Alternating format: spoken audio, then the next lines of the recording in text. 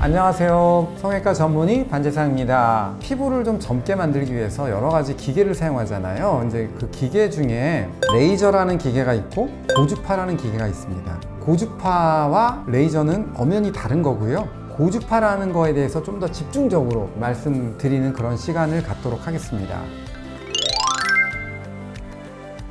고주파는 두 가지 얼굴을 가지고 있어요. 조직을 파괴할 수도 있고요. 또 조직을 재생시킬 수 있는 거예요. 만약에 내가 내 친구를 탁 때리면 걔가 반응을 탁 하겠죠. 너 왜 나 때리냐고. 근데 만약에 정말 너무 세게 때렸다. 그렇게 되면 아예 반응을 못하고 기절해 버리겠죠. 그런 거랑 좀 비슷하다 보시면 돼요. 그래서 고주파도 적당한 자극을 주게 되면 조직이 다시 재생되게 돼요. 리제너레이션이 되죠. 그렇지만 너무 강하게 자극을 주면은 오히려 조직이 살아나지 못하고 죽어버리고 파괴돼 버리는 그런 현상이 생길 수가 있는 겁니다. 그래서 이거를 우리가 고주파의 두 얼굴이라고 보시면 될 것 같아요. 자, 요거는 피부의 구조를 지금 보여주고 있어요. 현미경적으로 봤을 때 약간 울퉁불퉁하게 되면서 요 윗부분을 상피라고 그러고요. 이렇게 빽빽한 세포로 구성되어 있습니다. 각질 세포라는 그런 세포로 되어 있고요. 맨 밑에는 기저층이라고 해서 베이살 레이어가 되어 있어요. 이 베이살 레이어에서부터 피부 줄기세포가 들어 있습니다. 그래서 거기서부터 세포가 분열이 돼서 점차적으로 이제 표피로 이동하게 되고요. 이제 이동하게 되면서 점차적으로 세포의 핵은 점점 사라지게 되죠. 보통 4주 정도 걸린다고 보시면 돼요. 그러면서 마지막에는 이 기저세포층에서부터 세포가 자꾸 분열해가지고 올라가면서 세포는 죽고 각질로 완전히 변하기 때문에 이 각질이 이제 때가 돼서 나타나게 되죠. 이 아랫부분으로 이제 가게 되면 어떻게 됩니까? 이렇게 약간 분홍색의 파이버 같이 이렇게 돼 있죠. 요거는 바로 진피층인데요. 이제 진피층은 세포로 되어 있지 않고요. 세포의 기질이라는 물질로 되어 있습니다. 그러니까 세포에서 만드는 물질. 이게 대표적인 게 여러분들 잘 아는 콜라겐, 그 다음에 탄성섬유라는 것과 히알루론산들 뭐 이런 것들이 세포의 기질을 구성하면서 진피층을 구성하게 되죠. 나이를 먹게 되면은 이제 세포들이 노화가 되면서 콜라겐이나 이런 탄성섬유를 잘 만들지 못하기 때문에 피부의 노화가 진행이 되는 겁니다.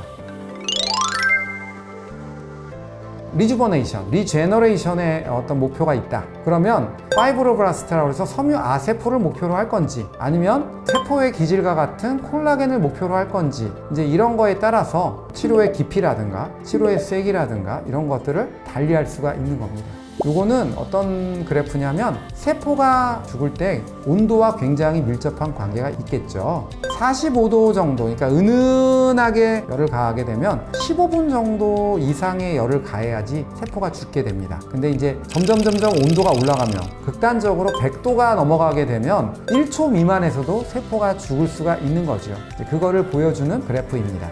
이 논문은 조금 쉽지는 않지만 제가 간단하게 말씀을 드리면 진피노화와 가장 관계되는 세포는 섬유아세포입니다. 이 섬유아세포에서 콜라겐을 만들고 여러 가지 세포의 기질을 만들게 되는데요. 마일드 히트 스트레스, 그러니까 온도를 갖다가는 45도 정도 짧은 기간을 열을 가하게 되면 오히려 이 섬유아세포의 바이어빌리티가 증가하면서요. 얘네들이 훨씬 더 젊어지는 그런 효과를 볼 수가 있는 거고요. 결과적으로 파이브로블라스트가 오히려 활성도가 훨씬 더 좋아진다는 그런 논문이에요.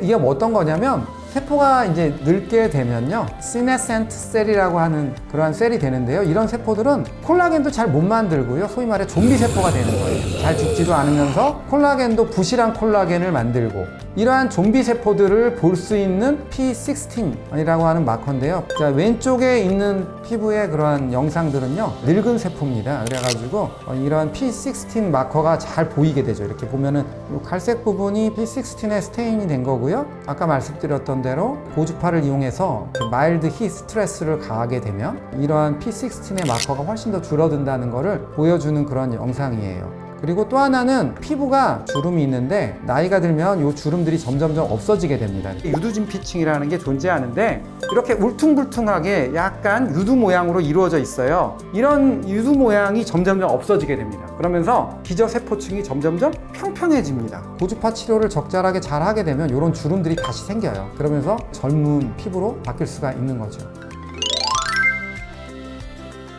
다음은 콜라겐에 대한 재미있는 논문인데요. 콜라겐은 세 가지의 아미노산이 꼬여 있는 구조예요. 이렇게 만약에 어떤 줄이 있는데 줄이 꼬이지 않은 줄들은 훨씬 약해요. 근데 이렇게 똑같은 두께라도 굉장히 여러 가닥을 꼬아 넣잖아요. 그러면 굉장히 튼튼해집니다. 원래 정상적인 콜라겐 파이버는 이렇게 평행선을 달리게 이렇게 쭉 연결이 되어 있습니다. 얘네들을 이제 열을 가하게 되면 40도, 50도, 60도, 70도 이렇게 가하게 되면 어떻게 되냐면 이런 공유결합들이 끊어지게 돼요.